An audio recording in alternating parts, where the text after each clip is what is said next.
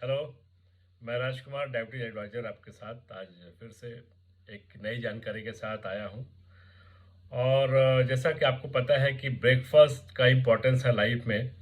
और जो लोग अपने ब्रेकफ़ास्ट को वैल्यू नहीं देते, उनकी लाइफ में कॉम्प्लिकेशंस बढ़ते हैं।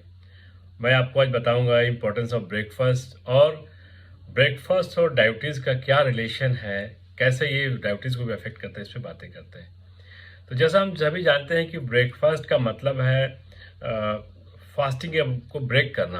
अपने आप जो रात भर की जो फास्टिंग होती है खाने के बाद, रात में खाने के बाद, सुबह का जो पहला आहार होता है उसे ब्रेकफास्ट बोलते हैं। तो कहीं ना कहीं अपने हम फास्टिंग को ब्रेक करते हैं, इसलिए इसका नाम ब्रेकफास्ट का है। तो ये ब्रेकफास्ट करता क्या है? ब्रेकफास्ट एक्चुअली हमारे बॉडी का जो ग्लूकोज लेवल है, जो रात भर में बहुत सारा एनर्जी कंज्यूम हो चुका होता है, उसे नई एनर्जी देने का और ग्लूकोज को लेवल को बढ़ाने का, उसमें एनर्जी देने का, मैं कहूँ कि रिफ़िल करने का सही वक़्त होता है, जहाँ पे आपके सारे सेल्स बिल्कुल रात भर के रेस्ट के बाद एक्टिव रहते हैं और किसी चीज़ को अवशोषित करने या एब्ज़ॉर्ब करने की पूरी क्षमता रखते हैं। अब कुछ लोग इस ब्रेकफ़ास्ट को स्किप करते हैं। तो स्किप करने से क्या होता है कि आपको अनहेल्दी स्नैकिंग की संभावना बढ़ जाती है। भूख चूँकि लगती है सुबह में और उसको लोग अवॉइड करते हैं, तो जब भी देर में खाते हैं, तो उनका बॉडी मास इंडेक्स काफ़ी बढ़ता है, चूँकि अनहेल्दी स्नैकिंग होती है और इंसुलिन की सेंसिटिविटी डिस्टर्ब हो जाती है। तो इसकी वजह से क्या होता है कि जो ग्लूकोज़ या जो एनर्जी आपके शरीर में जानी चाहिए प्रॉपरली, वो नहीं जाती है। ब्रेकफास्ट अगर अवॉइड किया जाए तो बॉडी में न्यूट्रिशन की डिफिशिएंसी होती है, जिसकी वजह से थकान, चिड़चिड़ापन या आलस जैसी चीज़ें नज़र आती हैं। अब बात आती है कि क्या न्यूट्रिशियस ब्रेकफास्ट क्यों होना चाहिए? बहुत सारे ऐसे एलिमेंट जैसे आयरन है, कैल्शियम है, विटामिन बी 12 है, प्रोटीन है, फाइबर है, इनका इंटेक अगर सुबह नहीं किया जाए तो शाम तक इनके एब्जॉर्प्शन की संभावना काफ़ी कम हो जाती है। तो अगर आपने इसे सुबह लिया, चूँकि आपके सारे सेल्स एक्टिव हैं, बॉडी भी तैयार है बिल्कुल एनर्जी को लेने के लिए, उस समय अगर नहीं दिया जाए तो इनका एब्जॉर्प्शन डिस्टर्ब हो जाता है। ये जो ब्रेकफास्ट होता है ना, ये किसी व्यक्ति को फुलफिलमेंट का एहसास देता है, सेटिस्फाइड होने का एहसास देता है और ब्लड ग्लूकोज लेवल को स्टेबिलिटी देता है।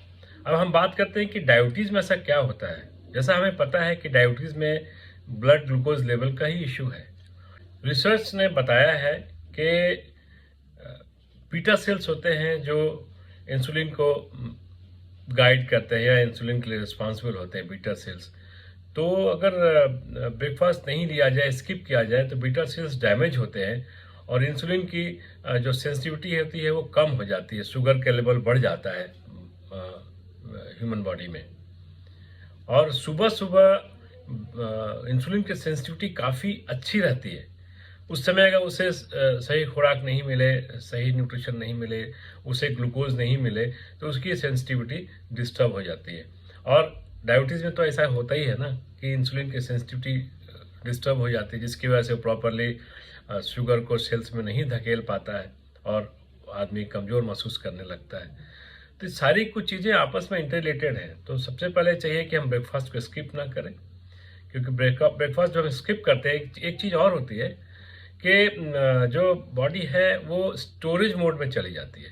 अगर बॉडी को पता चल जाए कि आपने उसे सही समय पे नाश्ता नहीं देना है या भोजन नहीं देना है, तो बॉडी को अपने काम करने के लिए स्टोरेज का सहारा लेना पड़ता है और वो हमारे शरीर में फैट के रूप में स्टोर होता है। तो स्किप करने से body mass index severely disturb होता है, बढ़ता है, लोगों में मोटापा होने लगता है। और हम समझ रहे हैं कि हमने स्किप किया तो हमने कुछ भोजन कम किया तो मोटापा नहीं बढ़ेगा। बिल्कुल इसके विपरीत बात होती है। तो ब्रेकफास्ट बिल्कुल स्किप ना करें, हेल्दी ब्रेकफास्ट लें और समय पे लें। इससे आप न सिर्फ स्वस्थ रहेंगे बल्कि अपने डायबिटीज़ को भी कंट्रोल कर पाएंगे।